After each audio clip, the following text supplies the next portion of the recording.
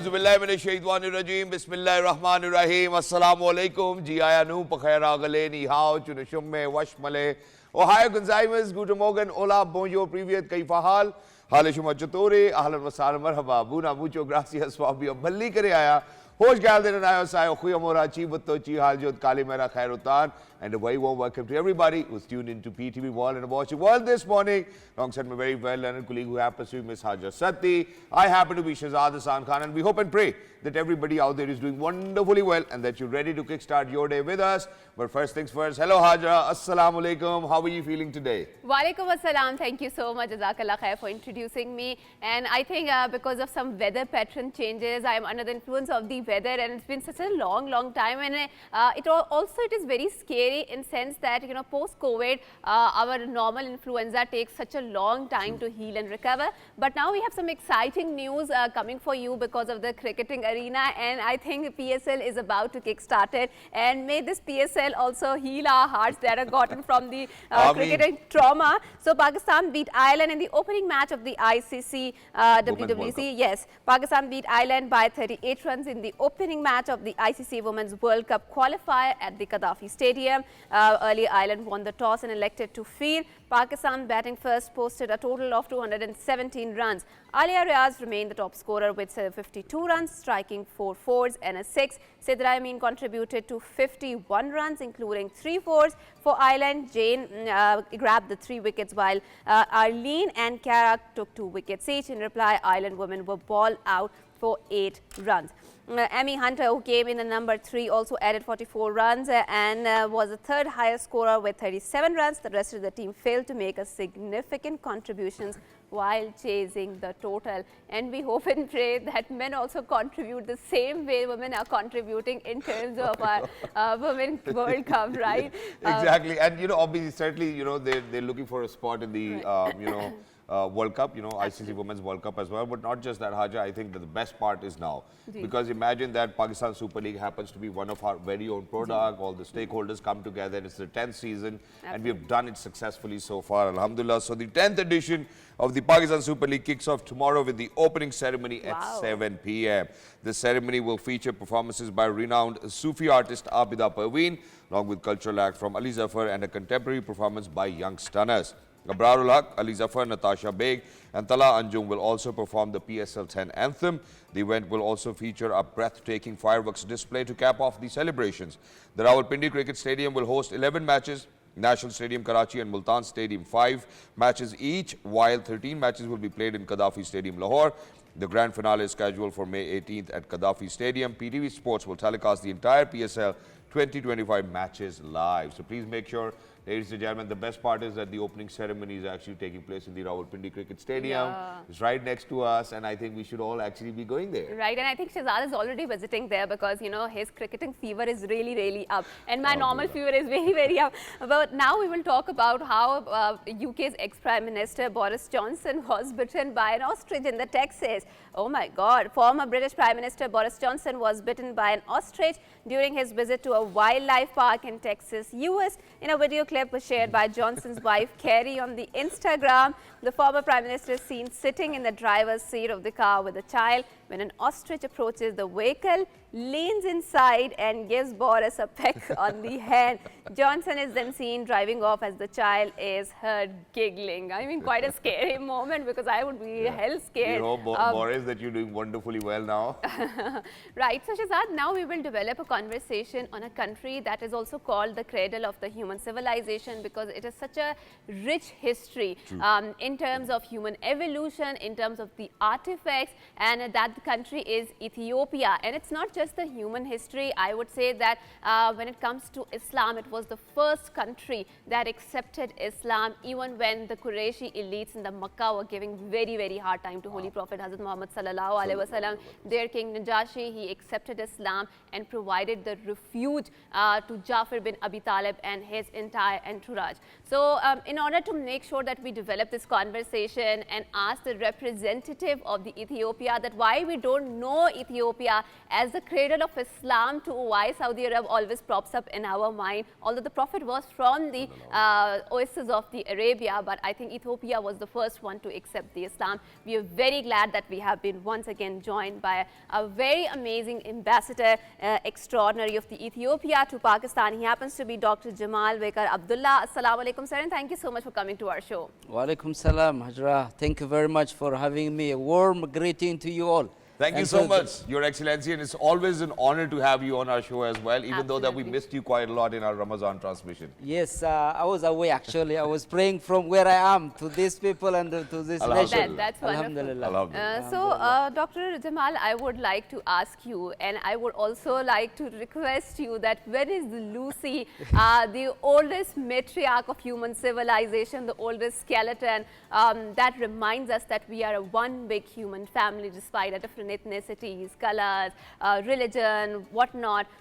We originated from the one human being, right? And Lucy is a reminder of that when it is coming to Pakistan. Thank you, Hajra and Shahzad. All of you, warm greeting. Those who are viewing us also, good morning, everyone. Today it is a very historic day, and for me especially, I came regularly to this beautiful studio, always energized by this team, and it is very fantastic. Thank you. And Lucy, let me just touch a little bit on Ethiopia's historic, and civilizations. Ethiopia is one of the, land of origin. It is called a land of origin for humankind. As Lucy, 3.2 million years of age. It's a land of origin of coffee, the best coffees on the world you have. It is a land of origin of longest river, Nile River. It is also, it is a land of civilization above all, and it is a land of harmony and tolerance. And so, as you said, Hajra, the first hijrah in Islam is toward Ethiopia. It is says, Nabi Muhammad sallallahu alaihi wasallam say, go to Ethiopia where there is a just king, where there is no fear of persecutions. And they have got, as you said, asylum in Ethiopia. Ethiopia is a country of harmony with all. So it's a land of origin. Lucy was founded by the archaeologists of American team. It was, we celebrated last year 50 years of Lucy's discovery. Actually, it was very amazing. Lucy tours then the whole Europe, America, and Asia. Now it is ours, it is in my roadmap. Now it's my plan to bring Lucy so that everybody will see his ancestor. True. So that also we say, anytime you visit Ethiopia, you're visiting your ancestral land. That's true. It's a land of who welcomes. We've never been colonized for that reason. And everyone who visits Ethiopia, they will enjoy the hospitality, the warm welcoming of Ethiopia. And that's a very interesting question which I have in my head, and that is that, for a country which has never been colonized, how is the mindset over there? Oh, this is a good question, Shahzad. Do you know what? Last time I took delegation of Pakistan 2 times. This year also will maybe discuss later on. When they go over there, they see the people. People always mentalities, the way you look at is always affected by the environment you are in. True. So when you feel Ethiopian people, we are very liberal, independent, free people. We never treat color, race, as humanity. We all universal humanity. Wow. For every Ethiopian, wherever you go, there is no discrimination. Wonderful. There is none at all. So we feel all our human are equal, and we, like the ideology previously, some are, are up now. And, our victory we celebrate. It is a victory for all humanity, where black, white, and brown all are equal. So for us Ethiopians, we believe all humanities are equal, and almost everyone, when he go to Ethiopia, he's, like in his home. And they're welcoming. Yeah, I think that's wonderful. Now, sir, Your Excellency, I'll come to the diplomatic front as well, because lately you've been quite a lot in the news for all the good reasons. Alhamdulillah. So first things first, you went and met the ICCI chairperson and the deputy chair as well, where, we will be hosting a business forum for single country exhibition, which is going to be from 15th of May till 17th of May. Can you please shed some light on this? Right. I had a very fantastic discussion with His Excellency Chairman Senate, Syed, and it was a very, enlightening. So this diplomatic relation, if you look Pakistan and Ethiopia, We have enjoyed a diplomatic relation since 1958. Wonderful. It's more than, close to 68 years of diplomatic engagement. The first visit of Pakistan head of government, which is the president, then, the Zulfikar Ali Bhutto visited Ethiopia in 1972. Yep. After that, Pakistan has opened its embassy in 1973. Since then, we have a very cordial diplomatic relations with this beautiful land and country. So we have, now recently the opening of Ethiopia's embassy here, born out of our reformist government, who is pragmatic and, looking for diplomatic relation outward with all world through, globalization. So our embassy came into existence from this philosophical Meddemer generation, where the book we have inaugurated before yesterday, I kept in the National Library of Pakistan. That philosophy is, it builds, help us to, transcend geography. And so geography is just, doesn't make. So wherever you are a human and you can outreach and contact with one another. So that perspective we assessed with the Senate chairman, and we look into also what are the prospects of Ethiopia and Pakistan diplomatic engagement at hand. Number one, we are cooperating. Before yesterday, I met with a special assistant to the Prime Minister on Foreign Affairs, His Excellency Ambassador Syed, also Tariq. I met with him. We have a very fantastic discussion on how we can cooperate at multilateral level, especially on terrorism. Terrorism is the enemy for humanity. Pakistan suffers and it has paid a lot. My country did the same. We're fighting with Al-Shabaab, Daesh, all of them. There is no indivisibility. Anywhere terrorist is terrorist. True. So we are fighting them, and we are cooperating at international level, how we can share knowledge, expertise, and jointly counter these evils together. So this is one issue we have agreed. The second is a climate change. Climate change is no country on the earth is capable of addressing by its own. And which is why I would want to kind of contribute over here, because Alhamdulillah, you've been at the forefront of the climate justice as well and climate change. You've traveled to Sindh yourself. Yes. You've been to Karachi, Lahore, Gujranwala, Islamabad, and other cities of Pakistan. So what's really happening at the climate change front? Yes, that's a very good Shahzad. One issue is, I've seen, I went to 2022 when Pakistan was severely indulted in 1/3 days by this climate change. And I cannot be neutral at that moment. I went all the way to 10 cities. I have seen women giving birth in the tent, children out of school. And when I approach them, I can see the agony in their face. True. That is a true feeling I had. The climate change should be countered. It should be a joint collaboration. And plus, justice should be ensured. This is the bottom line. And from that perspective, my country stands in solidarity with Pakistan, and we have delivered some humanitarian assistance at that time. And since then, we are working very closely together at global level. Wonderful. And our country has developed one good initiative, which is a brainchild of our Prime Minister, Green Legacy Initiative. Green Legacy, it is an initiative that works on restoring the environment, countering the climate change, and creating a biodiversity ecosystem which helps, agriculture to revive, which also counters, the environmental pollutions and cleaning. So with that perspective, we launched this program in Pakistan. Right. Climate change, Green Legacy Initiative in our compound, where at that time the climate change, as special advisor to the Prime Minister, Mrs. Rumina Khurshid Alam, and also, the mayor of this beautiful city is with that, very kind of. Right. All of them we joined, we planted. And since then, also I communicated with the youth, of Pakistan on climate change throughout Pakistan, almost 500, and we have a Zoom meeting with them, we explain them. Right, and Dr. Jemal, I would want you to develop the conversation on some very important stream of thought that I have been thinking for constantly quite some time, and that is that we know Ethiopia, like I mentioned, it was the first country that accepted Islam, right? Or first nation, I would like to say. And at a time when, Qurayshi elites were extremely against the Prophet, and they were getting persecuted there because of their faith, and it was the Najashi of the Ethiopia who accepted the Islam and who provided the comfort. And that is why I say that Islam is always the religion of the migrants, muhajireen who went there, right? And then we also have a very brilliant example of Hazrat Bilal Raziyallahu Ta'ala Anhu, right? Who accepted Islam despite the fact that there was so much persecution, oppression and tyranny that was against him.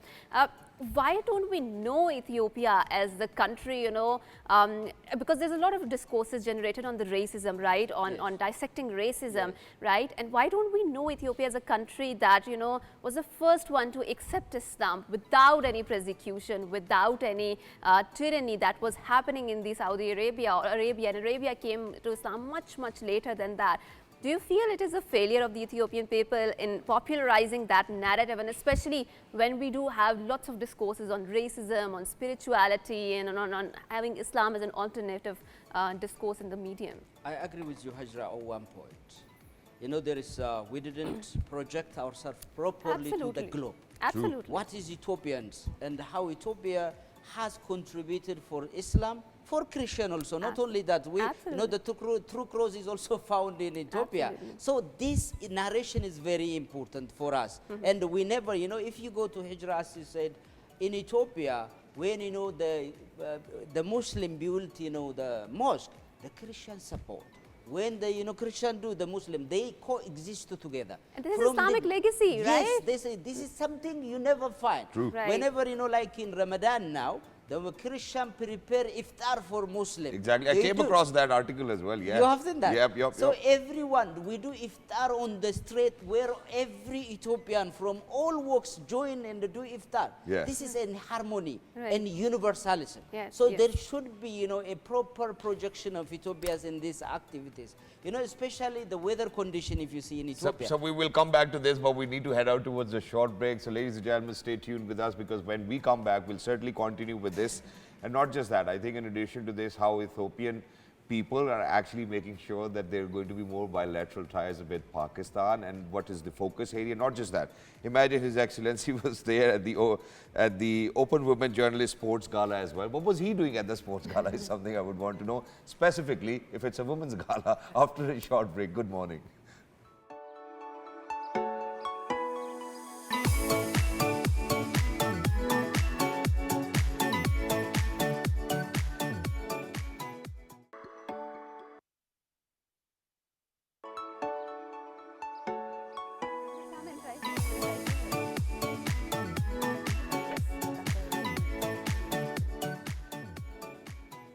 Welcome back, and before going on to the break, Shahzad alluded to the sort of conversation that we want to develop with the Ambassador Saab here. So Ambassador Saab, over to you. Please explain us to us that you had the meetings with the RCCI delegation, you know, and what is your roadmap in developing or further the bilateral ties between Ethiopia and Pakistan? Yes, this is now.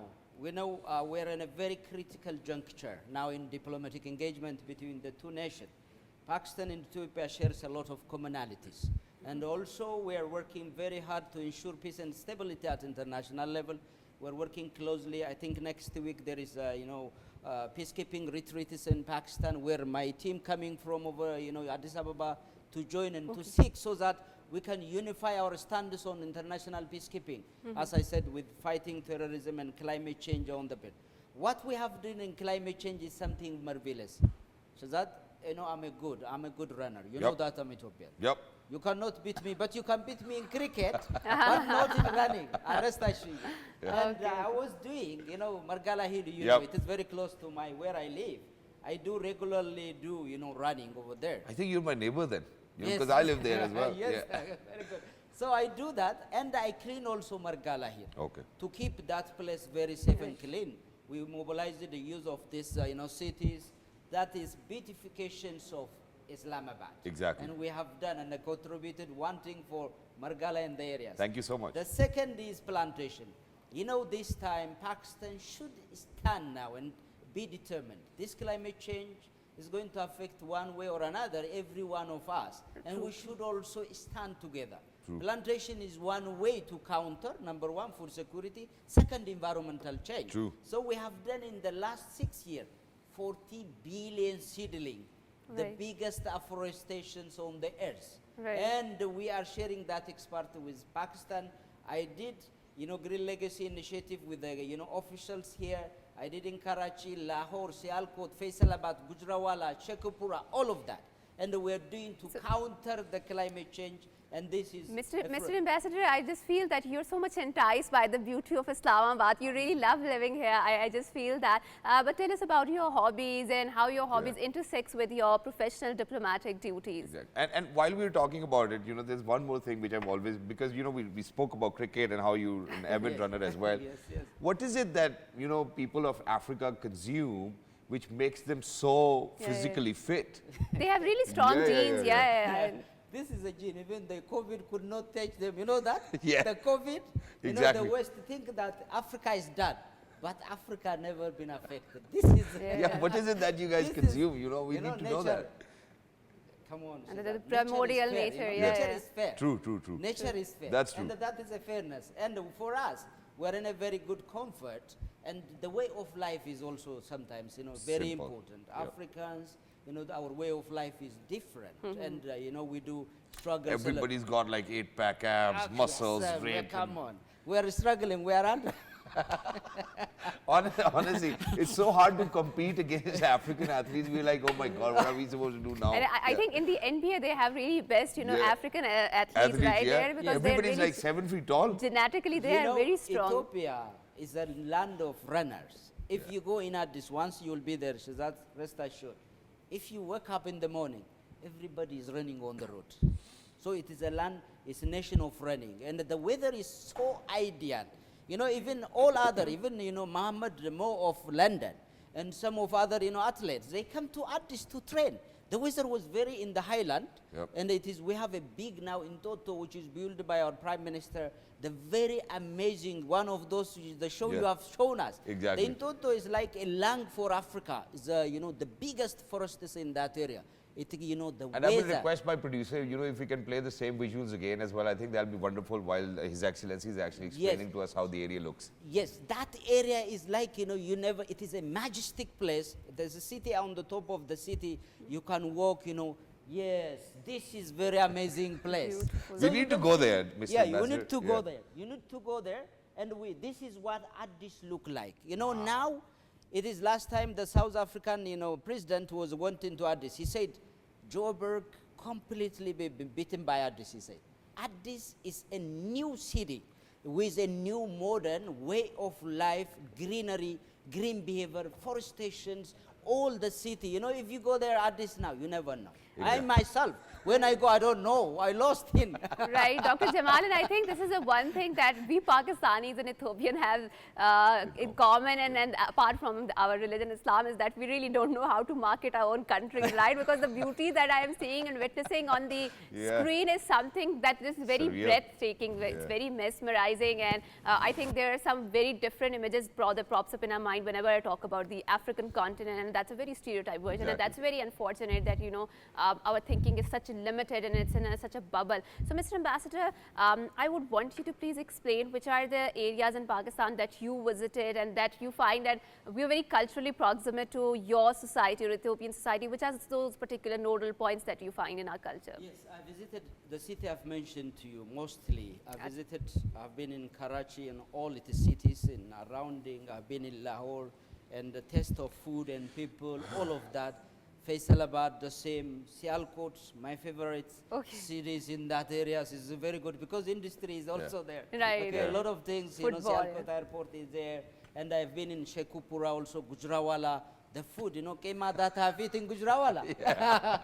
It was very amazing. And butter, all sorts of food is there, So it is a very fantastic place. In the north, I had no chance, but I visited, you know, Swat Valley, you know, our area. The river was very amazing, and I've enjoyed the, you know, the scenery, a tapestry. It was something magnificent. Exactly. It is the north, I can say always, a blessed land. It's a blessed topography that I've ever enjoyed and enjoying, looking to visit, inshallah.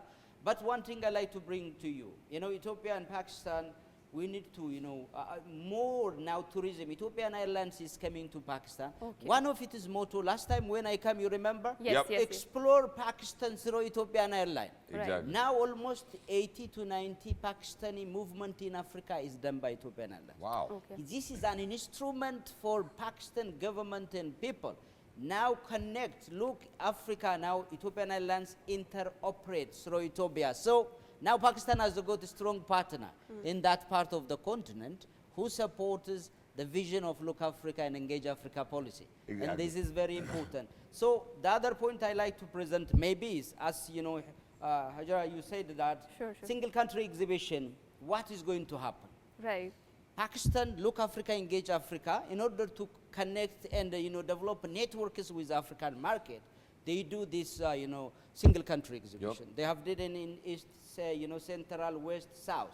Right. Now it is in my country, the 5th International Single Country Exhibition that will be held from 15 to 17 of May next month. So we are prepared, we in coordination with the Ministry of Foreign Affairs and the Ministry of Commerce, TDAP, all of this in my country. We have, assessed what is the weakest side of the previous strengths. We took that and we are doing marvelous thing. Right. I encourage all the business community to join this one. This is the best time to connect with the land of origin. Exactly. And also most of Africans are coming that time also. All Africans are invited in single country exhibition, so that Ethiopia is, the headquarter for Africa Union, politically, economically, and socially. And everybody is invited to join that one. Dr. Jemal, one last question before we wrap up this segment, and that is that, so we are Asian country, but Pakistan has its own unique identity, right? So what is Ethiopia's own unique identity which stands out in the land of the African continent? Look, one identity we believe as an Ethiopian is one of the issue we never been colonized, one of our identity, and we are Pan-Africanism. And this is our identity. Even our Prime Minister, before 2 days ago, we hosted a young leader of Fisher of Africa, where they come together and they discuss about, based on the, the philosophy of Madamar of our Prime Minister. Right. So this is coming together. Madamar in my literal is coming together in a synergy. So we are promoting synergy among African, synergy among globes. And our embassy is born out of that philosophy and the pragmatic networking with the rest of the Pakistan. And I think that's exactly what we want, synergy and pragmatism as well. But very quickly towards the end, one last question. So we have a picture, Sana, if you can play that, where His Excellency is actually opening up, this women's sports gala. He's the one with the bat. If we can play that picture. So I would want to ask Your Excellency, once the picture is on television, what was he doing at the Women Sports Gala? Your Excellency, your answer on that, please. We'll see the picture, please. What's happening over there, sir? Please, go ahead. Thank you, Shahzad. You just picked me. The good thing, I am a fan of Pakistan's cricket. Thank you. From the day I came to this country, I was, at that time Pakistan was playing against Australia. I put the T-shirt of Pakistan and I was watching with my friend. Wow. And since then I had a strong attachment to cricket. Wonderful. And I always was watching what was happening in Dubai, what is happening in also, champion trophy here and T20, all of that. So when the women came in online and I was very close to, the journalists, that. I'm very close to them. And they invited me to be there, and I've enjoyed. I went there. I was a good batter. If I can see the stance. That's really interesting. How I did that. Well, it's great. It was very fantastic. I encouraged them. So the women are doing amazing things. And this should be the women empowerment and women's, inclusive resilience is very important in nations. Pakistan is doing amazing. We need to work together for the policy achievement of this. And thank you so much, Your Excellency. And this whole motive, why I asked you this question was because a lot of women actually texted us and they said that it was great that, that we got the support from the Ethiopian ambassador as well. But today, I'm going to be really honest that, I actually enjoyed it. You had such great energy today. I think you did better than me. Please keep on saying you're all wired up as well. Thank you so much. With that, I think probably we need to head out towards a short break. I'm going to sit down over here as well. Right. And we are going on a short break. And after we come back, we have an interesting segment lined up. Don't go anywhere. Good morning. Good morning.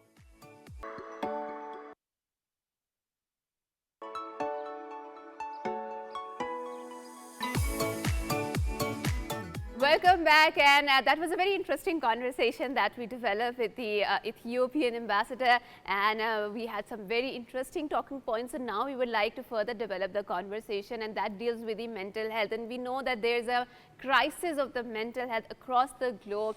People are feeling depression, anxiety, and there are lots of conversations that are being discourses that are generated to address the issue of mental health. So in order to unfold the conversation, Pakistan is hosting first international infant mental health conference, and whenever we focus on the infant mental health, I would want to ask my worthy guest here is that why are we focusing on the infant mental health? Because their brain is in the infancy stage, it is still developing, but whenever we talk about the mental health, I think that should be an inclusive topic that should cover different aspects of our human life. In order to unfold the conversation, we are very glad that we have been joined by a clinical psychologist. She happens to be Dr. Joanna Herrera. Dr. Joanna, thank you so much for coming to our show, and good morning. It's been a delight. It's a delight to be here. Thank you so much. It's wonderful to have you over here as well. And, you know, we would certainly want to kind of pick up on the Baby Matters conference, which is taking place for the very first time in Pakistan. And I think Hajra's got a very important question. Is it that important that we really need to kind of look into it? It's the critical time of brain development, actually. So the first 3 years of life, I know we focus so much on the school years and academic learning, but the first 3 years of life, it lays down the basic architecture of the brain. So 90% of the brain volume develops in the first 5 years of life. Right. And in the early years, like for each second, 1 million neuronal connections are made in a baby's brain. Right. So it's really the best time. It's like we can invest so much. But what are some of the talking points that you would like to develop your conversation in the conference, and what are some of the important themes that can found resonance in that conference? I think the central theme here is relationships. Okay. That the optimal development during the early years, it happens through nurture. Okay. So nature is shaped by nurture. Right. So when we have responsive caregiving, when children feel safe, when they feel emotionally attuned to and they feel responded to, this is the stuff that really makes the brain healthy. And that's exactly one thing which I would want to kind of build up on, because imagine that now people are actually getting themselves tested for trauma as well.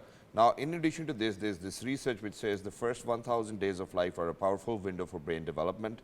Babies who receive love, consistent care and connection build strong emotional foundations, but when this care is missing due to stress, trauma or neglect, it can lead to long-term emotional and behavioral challenges. So let's address the latter part.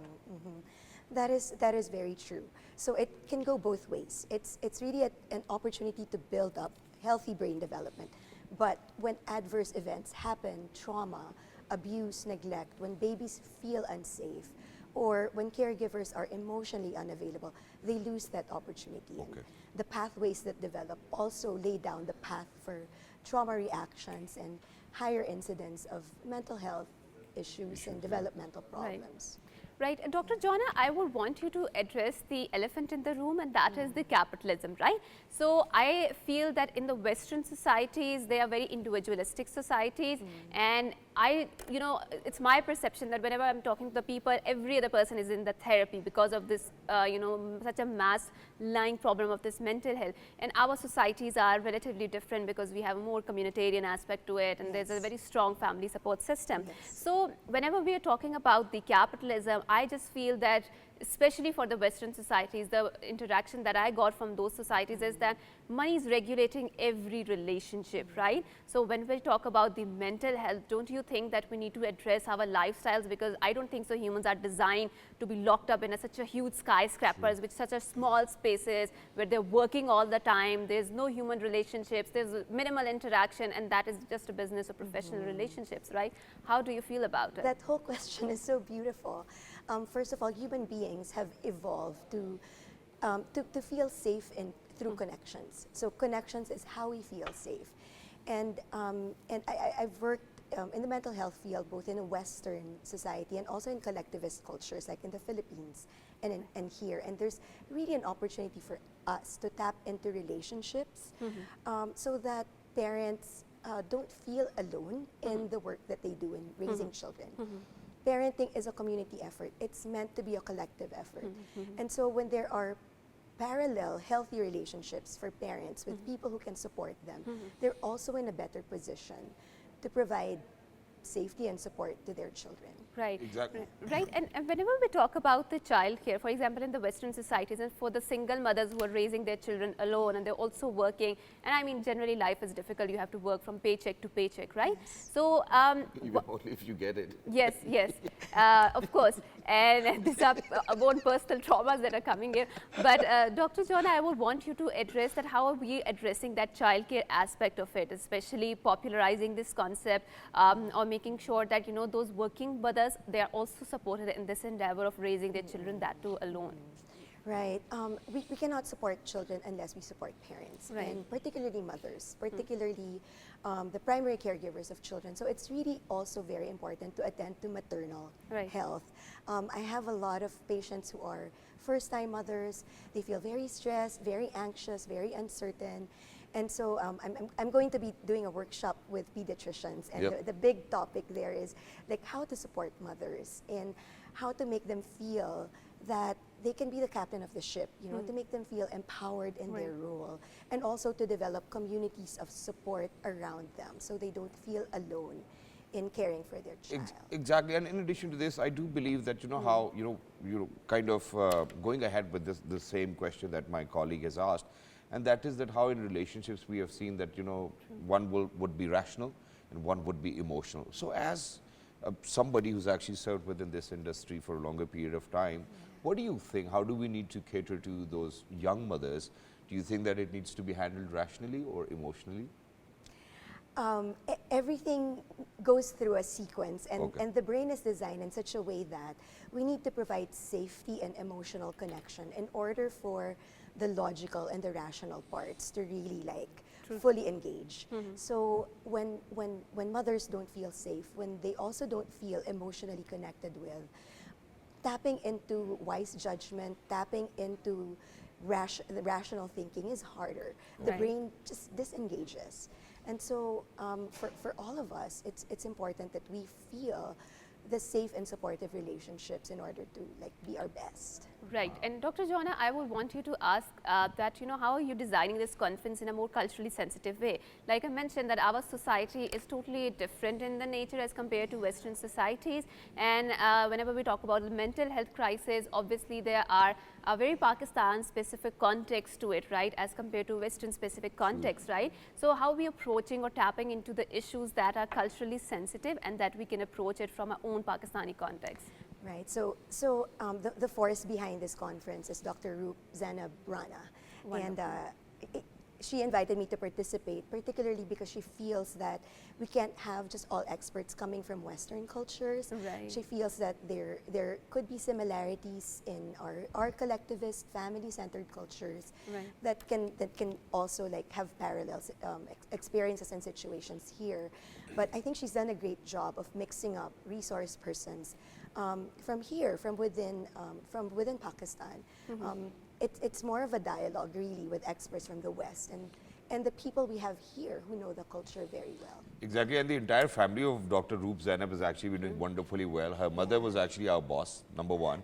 Okay. Her father happens to be one of the leading psychiatrists in the country. And I think, Dr. Roop Zainab, you've done a phenomenal job Absolutely. by bringing all of these experts to Pakistan and then, you know, talking about baby matters and, you know, the infant mental health.